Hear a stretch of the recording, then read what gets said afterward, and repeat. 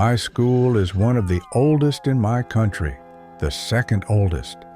While I'd heard stories about it being haunted, I never believed them until I experienced something myself.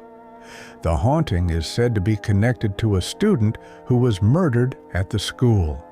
She was a straight-A student who had night duty, a responsibility where student leaders take turns locking up and checking classrooms.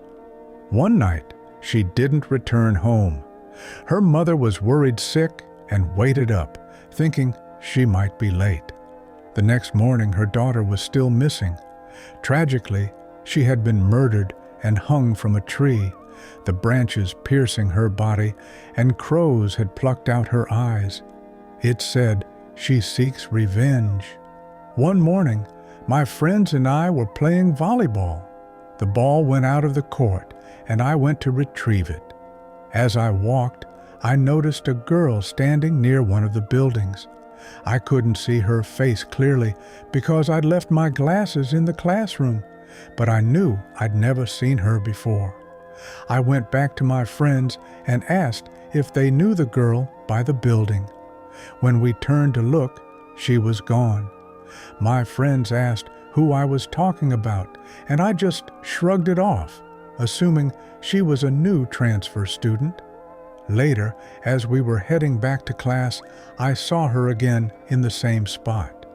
I asked my friend, who was right in front of me, if she saw her too. My friend looked but said no one was there, suggesting I was just tired and imagining things. During the break, while I was getting my lunch, someone pulled my hijab. I yelled, but no one was there. Everyone was in their seats. They thought I was crazy. I decided to ignore it and eat my lunch. That night, we had extra classes. My friends and I arrived early and decided to explore the school. Everything was fine until we reached the oldest building. A shiver ran down my spine, and I got goosebumps the moment I saw it. We continued, despite feeling that something was very wrong. As we crossed a hallway, the lights went out. I turned on my phone's flashlight. We heard heavy breathing behind us. When I looked back, it was the same girl, but her eyes were gone. It was the murdered student. We ran as fast as we could. As we were going down the stairs, I fell. I got up to run, but something grabbed my leg. Its nails dug into my skin, and blood started to flow. My friends came back, pulled me away, and began reciting the Kurusi, a verse from the Quran. The grip on my leg was released, but I was badly injured. They carried me as they continued to run. When I looked back, no one was there. We jogged until we reached the outside of the building, where we stopped to catch our breath. Thankfully, one of our teachers arrived and saw our condition. She rushed over, and we told her everything that had happened. We left the building and went straight to the hospital. All 5 of us were injured, but I was in the worst shape. We explained what we'd seen, and the school was temporarily shut down. We all had bruises, but my injuries were the most severe. We recounted our experience, and the school was closed for a while. I honestly don't know where to begin. I'll start with the basic stuff. My name is Alex. I'm 22 years old. From 1999 to 2003, I attended a small elementary school in Georgia called Warwood Elementary. It was a private but non-religious school, around maybe 300 kids total at the time. I was an only child and my parents were divorced. I never saw my dad after the split, and my mom engaged a new boyfriend, but they never married, just stayed engaged. Anyway, I don't remember my first year at Warwood very clearly, as I was in kindergarten. I made a friend named Tony, and we stuck together up until I moved in 2004. I'm not going to waste your time with useless details about my life, though. I'm going to tell you about the weird stuff. First grade, the year 2000. Tony and I were in Miss Anderson's class. She was in her 30s, had short hair, and kinda looked like Jamie Lee Curtis in her later years. She was extraordinarily sweet and compassionate. Parents and students alike loved her. Different grades had different recess times at Warwood. Pre-K through second grade had it from 11:30 through 12, and third through fifth had it from 12 o'clock through 12:30. Our playground was massive despite our small classes. The main playground island had a slide, a bridge, ladders, monkey bars, and a huge plastic rock dome with little dinosaur bones on the ceiling beneath it. It was the Dino Dome, as we called it. Tony and I would meet up there with Scotty and Phil, our second grade friends. Both Scotty and Phil had older siblings. Scotty's brother was in fourth grade, and Phil's sister was in fifth. Both had attended Warwood since pre-K. Sometime during my first grade year, I remember a rumor going around about the bad chair, and Scotty was positive that his brother Mark had been sent to it. I first heard of the bad chair at lunchtime right after recess. I think a boy named Eddie mentioned it to me in a hushed tone. "Alex, bad chair?" Eddie asked. I shook my head. "Want to know?" I nodded. "Kid saw inside teacher's place. Says there's another door." "How?" "Teacher went in. He saw a table, chairs, and another door. That's where bad chair is." "So?" "J-Boy got something worse than getting kicked out. He's at the hospital now." "Why?"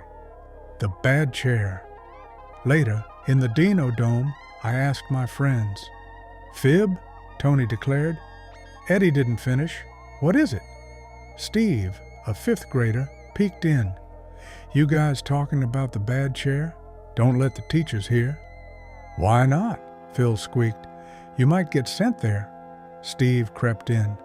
"And who knows what'll happen." "What is it?" I asked.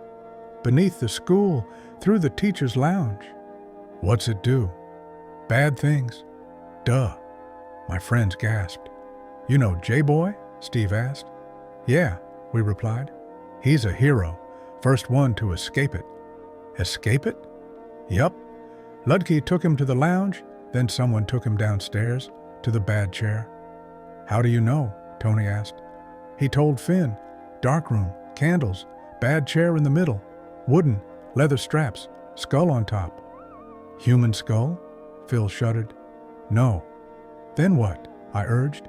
"Then they began." "Began what?" "Dancing."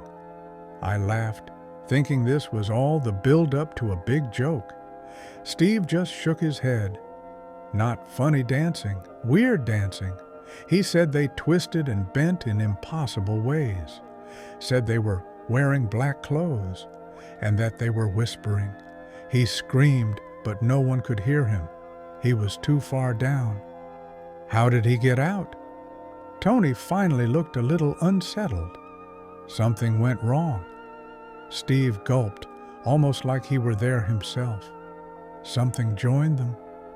"Hello, boys!" Mrs. Schonder, the recess attendant, stepped inside the Dino Dome. We all screamed. Mrs. Schonder jumped, startled by our cries, then laughed. Steve went pale, paler than usual. "Telling scary stories to the young ones, Stevie?" Mrs. Schonder asked. "Yes, ma'am. Heh." Schonder pursed her lips into a smile. "Nothing too dark, I hope." Steve shook his head. None of us looked at her. "Well, only 5 more minutes until the young ones go back to class.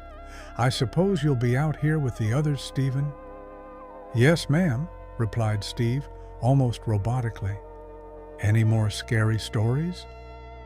"No, ma'am." "Good, very good."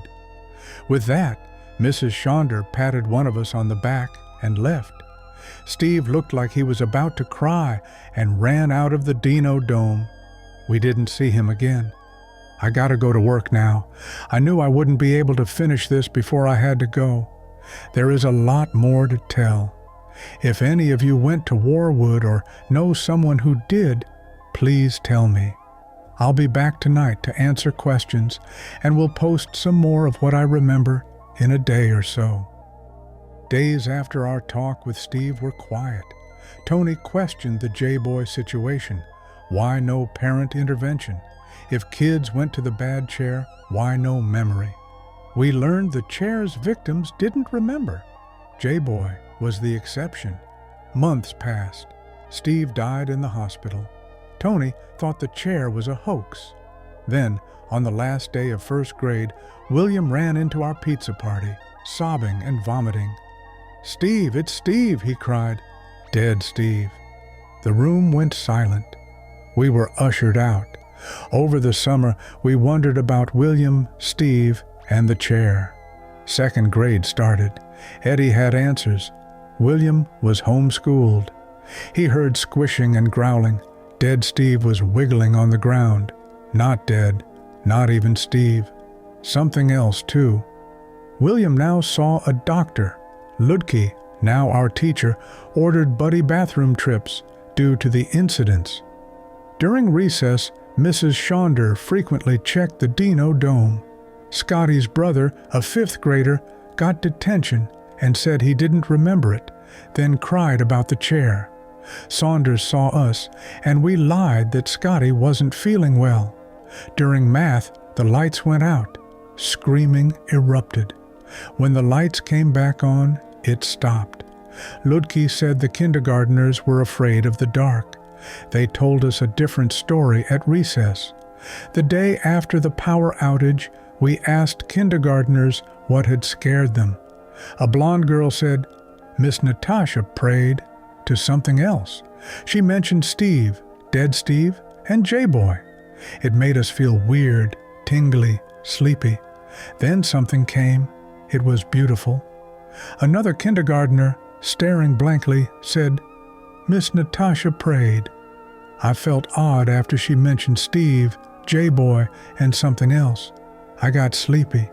I saw my friends close their eyes, but I stayed awake. I heard the door open, Natasha walked out, and then something joined. It knew I was awake. It stood above me, a heavy weight on me, but not touching. I was scared. I wanted to cry. He trailed off, panicked. Joshua L., who played with a tennis ball, friends, said, "Natasha prayed. Her God has a funny name. He cares about Dead Steve and Jay." I got warm and jingly, then slept. Tony asked, "Something came?" Joshua put a tennis ball in Tony's face. "Yes, we woke up. Lights were off. Natasha was gone. We all screamed. We were alone with something. It touched us, one by one. It knew my name." He said something unpronounceable, then smiled. Recess ended. No kindergartner told their parents. The school continued normally, but it wasn't normal. 3 days ago, my mom told me I drew on the whiteboard in second grade and got detention. I don't remember that. We didn't draw on the whiteboard. We didn't get detention. We went somewhere else. We sat in the bad chair, and it worked. My memories of second, third, and fourth grade, I can't trust them. Did anyone else go? Does anyone remember anything? Or does anyone know something? It was stupid and immature. I'll be the first to admit that. But it's not like I killed anyone, and if you want to try to understand things from my perspective, there was no way that I could not do it. First, because his name was Mr. Hillrow. Second, he acted like a dick, always calling on you the one day you didn't do the reading, and then dragging out the torture in front of the whole class. Third, he sort of looked like a dick, with his ring of puffy hair surrounding the bald top of his head. It was like I had to do it. I got Billy's older brother, a previous student of Mr. Hillrow, to get me the dildo. Then, before class started, I stood it up on Mr. Hillrow's desk. I taped a pair of tiny glasses to the head, wrapped a tiny necktie around the shaft, and propped up a little name tag that read, Mr. Dildow. At first, everyone laughed. Then Mr. Hilrow got pissed and started yelling scarily, demanding to know who had done it. The class got quiet. Nobody ratted me out. I gave myself away. I took another look at Mr. Dildow and started cracking up again. So that's how I ended up in detention, but it was only supposed to be for 3 afternoons, not 3 years. I needed to pee, so I headed for the bathroom. Lockers rattled, then something scraped and growled. I ran. The sound stopped, but the front door was locked, trapped. I waited by the entrance for hours, then hunger drove me to the cafeteria. Miss Hadley, the lunch lady, was there, cooking. She offered me a dish, mashed potatoes and meat. It tasted amazing, but unlike anything I'd ever had. Suddenly, screams from the kitchen. Miss Hadley dismissed them, but I wanted out. She agreed to escort me, but at the door stood the janitor, spiked head, empty white eye holes, claws. He refused to let me pass, whispering that it was by direct orders from you-know-who. Gas poured from the vents. I blacked out. I wake up every dawn in a sub-basement. At night, I roam the school, driven by basic needs. It's a nightmare. I'm at the computer lab now.